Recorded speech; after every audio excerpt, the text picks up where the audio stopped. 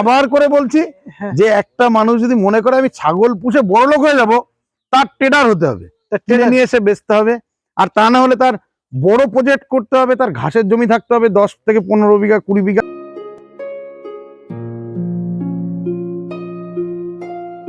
কেমন আছেন আপনারা? আশা করি সবাই ভালো আছেন। উত্তরণ কৃষির নতুন পর্বে আপনাদের সবাইকে স্বাগত।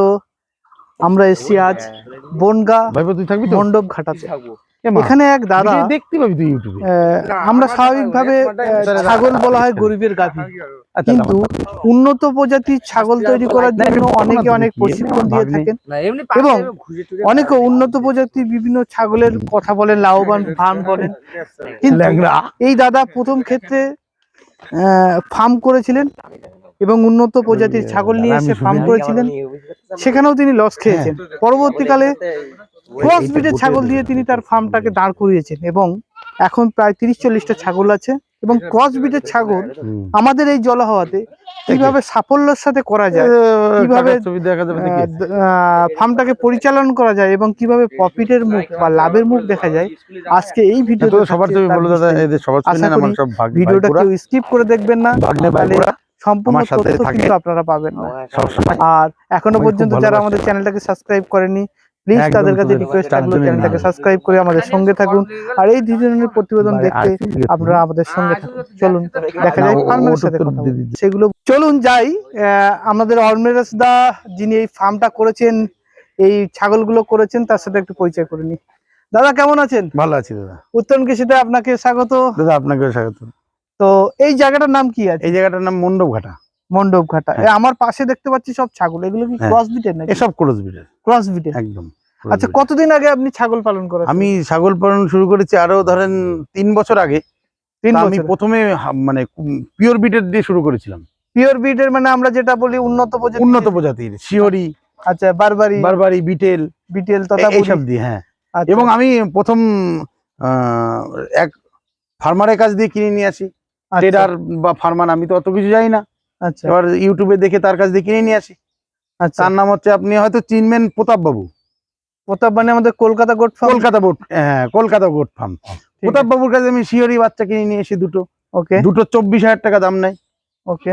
এবার ওখান থেকে নিয়ে আসি, গাড়ি ভাড়া করে নিয়ে যাই, নিয়ে এসে দুটো বাচ্চা নিয়ে এসে পরে 2 বছর পোষার পরে সেই 2 বছর পরে আমি আবার প্রতাপ বাবুকে ফোন করি। মানে আমরা ওটা এখানে বিক্রি হচ্ছে না।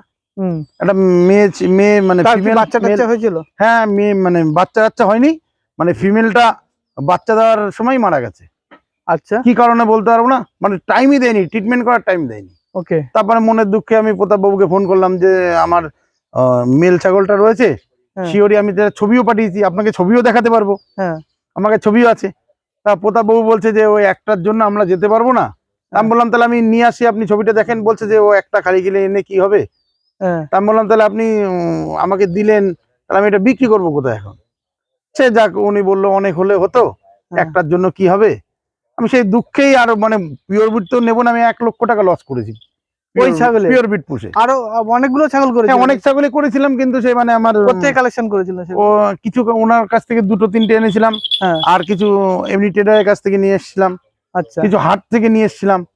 আমি পুরো একদম মানে লোজার একদম ফুল লোজার। আচ্ছা, তারপরে এখন কি করতে? তারপরে এখন মোটামুটি এটা বলতেই পারা যায়, আমি এসকেএম গোট ফার্মের কাছ থেকে একটা মেল মানে এসকেএম গোট ফার্ম, ও দাদার কথা আমি বলবো না, ওনার কাছে আমি ঘাসটাও নিয়ে এসেছি ওনার কাছ থেকে। বাহ বাহ বাহ। এবার ওনার কাছ থেকে নিয়ে আসার পরে সেইটা দিয়ে ওই যে এইটা ওর মাকে নিয়ে এসেছিলাম। আচ্ছা, ও আমার বাড়িতে হয়েছে।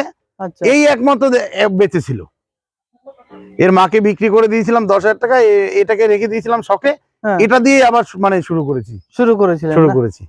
আচ্ছা, এটা তো কিছুটা রাজস্থানী কোটা টাইপের। হ্যাঁ, কোটা টাইপের। উনি বলেছিল কি ওই সুজাত ওই ধরনের কোন একটা ক্রস, উনি এটা বলেছিল। আচ্ছা, এবং আমি এটাকে মানে আমি ভীষণ খুশি এটাকে পেয়ে। হ্যাঁ, তাই না? তারপর থেকে আমার এই ছাগল পোষার প্রতি আবার একটু আগ্রহ হলেন। তারপরে এগুলো শিওরি ক্রস, কিন্তু আমার সেই বিটের ক্রস না। আমাদের এখানে একজন পাঠা পোষে, তার কাছ থেকে ক্রস করে নিয়ে এগুলো এমনি বডি ওয়েট কিরকম হয় এক বছর? এগুলো 1 বছর, এদের 1 বছর বিক্রি করা যায় না। এই যে পিওর বিটের যারা বলে পিওর বিট পুষবো, পিওর বিট, কিন্তু আমাদের এই গ্রাম অঞ্চলে পিওর বিট বিক্রি হবে না। আমাদের ব্ল্যাক বেঙ্গলের সাথে বড় জাতের একটু ক্রস করলে সেটা এই ওয়েদারে ভালো হবে, কোনো রোগ ব্যাধি মানে তেমন হবে না। আপনি দেখেন আমার এই ছাগলগুলো প্রত্যেকটা ছাগল ঠান্ডা, কিন্তু আপনি দেখে বুঝতে পারবেন না যে ঠান্ডা আছে। ঠান্ডা আছে একদম। আমি কিন্তু কোনো ট্রিটমেন্ট করি না, শুধু নাকে সর্ষের তেল, হ্যাঁ, আর একটা ওই আপনার যদি দেখি যে একটু ঝিমাচ্ছে একটু প্যারাসিটামল খাই দিই। আচ্ছা, এমনি এমনি খাওয়া দাওয়া কি আছে? খাওয়া দাওয়া সারাদিন ছাড়া থাকবে, বিচেলি আটা মাখিয়ে দিই আর একটু ঘাস কেটে দিলাম দুপুরবেলা, এই ব্যাস। এটাই তাতে করে ওই যে আগে হাই মিউটেশন, প্রচুর টাকা খরচ। আমার ভুট্টা বস্তায় বস্তা ভুট্টা কিনে আনতাম, গম ভুষি কিনে আনতাম, সে মানে ওগুলো সব বরবাদ হয়েছে, পুরো বরবাদ হয়ে গেছে। কয়েক লক্ষ টাকা লস খেয়েছে। হ্যাঁ, কয়েক লক্ষ টাকা লস খেয়েছি। মানে বিট কেনা বাদে খাবার দাবার, খাবার দাবারে প্রচুর টাকা লস। আমি সাইলেজ নিয়ে এসেছি, তাতেও লস খেয়েছি, নষ্ট। মানে সাইলেজে কি ফাঙ্গাস চলে আসে। তো এগুলো যারা নতুন ফার্মাররা আছে তাদের জন্য একটা তথ্য, কারণ আমরা ইউটিউবে ভিডিও দেখে বা অনেক জায়গায় তথ্য নিয়ে আমরা মনে করি যে ছাগল করলেই বা উন্নত প্রজাতির ছাগল করলেই, উন্নত প্রজাতির ছাগল করলে আপনি বিক্রি করতে পারবেনই না। গ্রাম অঞ্চলে যদি বাড়ি হয় সে তো বিক্রি করতেই পারবে না। আচ্ছা, একদম 100%। আর 2 বছর একটা ছাগল পুষবেন, সেই ছাগলটা 2 বছর পরে আপনি ওই একটা দেশি ছাগল 2 বছর পুষলে দেখা গেলো 15,000 টাকা বিক্রি করবেন, কিন্তু ওটা 15,000 টাকা বিক্রি হবে না। যাই হোক, একজন অভিজ্ঞ খামারি তার ব্যক্তিগত সমস্যা থেকে এই কথাগুলো তুলে ধরছেন। এটাও একজন ফার্মার বা নতুন নিউ কামার ফার্মারদের অবশ্যই জানা উচিত। আচ্ছা, ওখানে কি একটা, এটাও কি বারবারই এটা মেল আছে, পিওর বিটের মেল আছে না? পিওর বিটের। ঠিক আছে, এখন টোটাল আছে কতগুলো আপনি? এখন মোট টোটাল আমার 30টা আছে। 30টা আছে। তাতে করে এখন কি বুঝছেন, মানে বর্তমানে এখন আমি ভালো বুঝছি। এখন মোটামুটি এটাকে একটা সাইড বিজনেস ভাবে আমি ঠিক আছে, কিন্তু সেটা যদি কেউ ভেবে থাকে তাহলে ট্রেডার হতে হবে। এটা বিক্রি করব, আমি কিনে নিয়ে এসে হাট থেকে কিনবো, কেনার পরে দেখাবো, দেখি আমি বিক্রি করব, তবে ঠিক আছে। কিন্তু এ নিয়ে যদি কেউ বলে সংসার চালাও, খাটতে হবে। মানে এরকম আমরা অনেক ভিডিও দেখে থাকি যে 10টা ছাগল নিয়ে শুরু করে লাখপতি হয়ে গেছে। না, অসম্ভব। 50,000 টাকা কামাচ্ছে। পুরো মিথ্যা কথা। যদি কেউ বলে থাকে টোটালি মিথ্যা কথা বলছে। যাই হোক, এটা ভালো তথ্য। আর এই আপনার এই ছাগল টাগল গুলো দেখাশোনা কারা করে? আমার একটা ভাই আছে, সে দেখাশোনা করে। আচ্ছা। আর আমরা এখানে আমার এই ভাইপোরা আছে, এরা সবসময় আমার সাথে থাকে। এরা পড়াশোনা করে, সবাই পড়াশোনা আমার সাথে এখানে একটু আড্ডা মারে। এটা অবসর টাইমে এরা পড়াশোনা করে। জিনিস কি বলি জানেন, যারা এই পশু পাখির মধ্যে বা লাইফ স্টকের মধ্যে থাকে তাদের কিন্তু মানসিক দিক থেকে অনেকটা স্ট্রং। আর একটা জিনিস হচ্ছে বদ সঙ্গ থেকে অনেক এড়িয়ে যায়। একদম, তাই না? যতটা পশু পাখির সাথে যদি টাইম কাটানো যায়, তারা কিন্তু ওই বদ সঙ্গ বা খারাপ সঙ্গের চেয়ে এদের সাথে থাকবে, এবং ভবিষ্যতে এই ধরনের প্রজেক্টের প্রতি এরা কিন্তু ইনভলভ হয়ে যেতে পারে।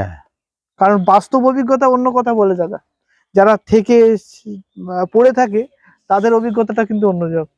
যাই হোক, দারুণ একটা তথ্য পেলাম। মোটামুটি ক্রস ব্রিডের ছাগলটা এই ওয়েদারে অনেক একদম বেটার।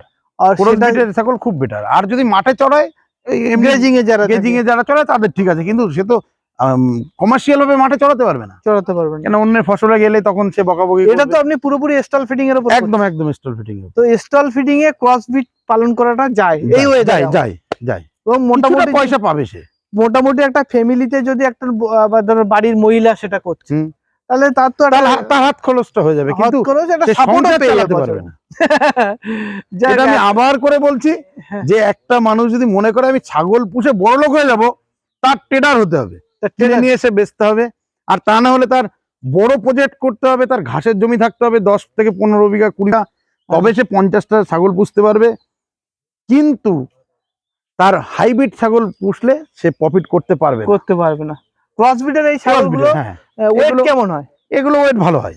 এগুলো বছরে কেমন ওয়েট? এগুলো বছরে ধরেন আপনি মোটামুটি মানে ওয়েটের থেকে আপনি বছরে এগুলো একটা আপনি 10,000 টাকা বিক্রি করতেই পারবেন। 10,000 টাকা কোনো বেক পেতে হবে না। আচ্ছা, যাই হোক, অনেক ইনফরমেশন পেলাম ভিডিও থেকে। আর ভিডিওটা সম্পূর্ণ দেখার জন্য আপনাদের অনেক ধন্যবাদ। আর যারা ইউটিউবের ভিডিও দেখে বিভ্রান্ত হচ্ছেন, ছাগল পুষে কোটিপতি লাখপতি অনেক ভিডিও দেখেন, বাস্তব একজন খামারির অভিজ্ঞতা আমরা পেলাম। আশা করি এই ভিডিওতে আপনাদের কাজে লাগবে। আর দাদা, আপনাকে অনেক অসংখ্য ধন্যবাদ আমাদের চ্যানেলে এত সময় দেওয়ার জন্য। ভালো থাকবেন দাদা। ভালো থাকবেন।